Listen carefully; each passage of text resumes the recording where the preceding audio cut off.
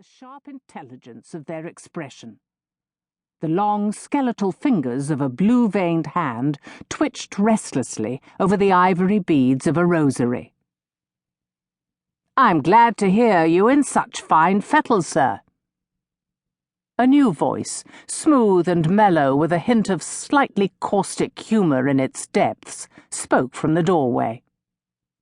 Sebastian and Peregrine swung around, looking towards the door.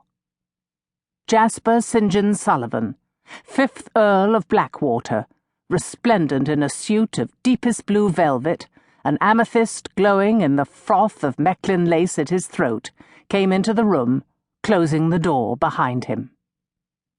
"Sebastian? Perry?"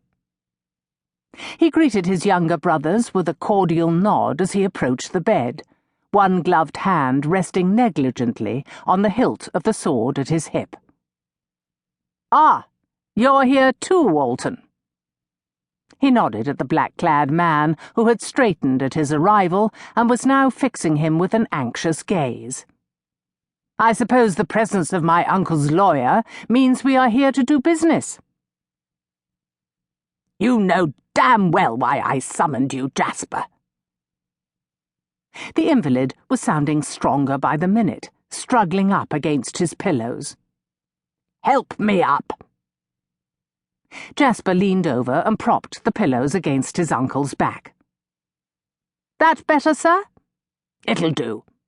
It'll do," the old man said, and then was convulsed in a violent coughing fit, pressing a thick white napkin against his mouth as his shoulders heaved. Finally the spasm ceased, and he fell back against his pillows, struggling to catch his breath. He looked at the faces around his bed. "So, the crows have come to the feast," he declared.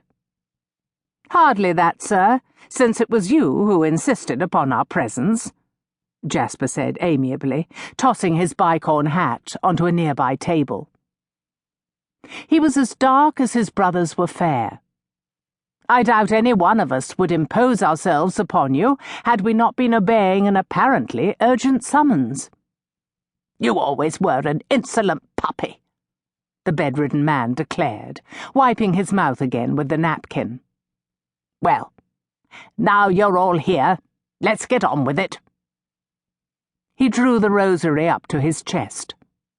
"Tell 'em, Alton." The lawyer coughed discreetly into his fist and looked as if he would rather be anywhere other than where he was. His gaze darted from brother to brother and then finally came to rest on Jasper. "As you know, my lord, your uncle, Viscount Bradley, has recently returned to the bosom of the Church. A fact that lies between my uncle and his conscience," the Earl said, with a touch of acerbity. "It hardly concerns my brothers and myself." "Ah, there you're wrong, my boy," the Viscount declared with a chuckle. His faded eyes had taken on a shimmer of amusement in which just a hint of malice could be detected. "It concerns all three of you most nearly." Jasper drew a japanned snuff-box from the deep pocket of his coat and flipped the lid, taking a delicate pinch.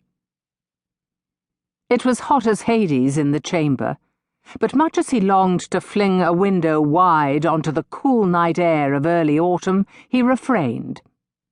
"Indeed, sir," he said politely. "Aye."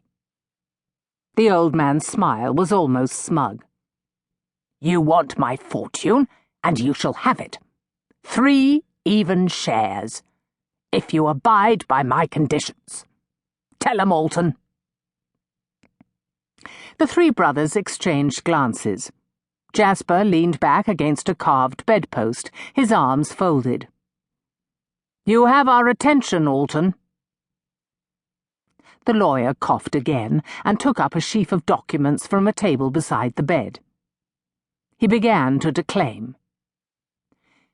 "It is so stipulated in Lord Bradley's will and testament that his entire fortune be divided equally."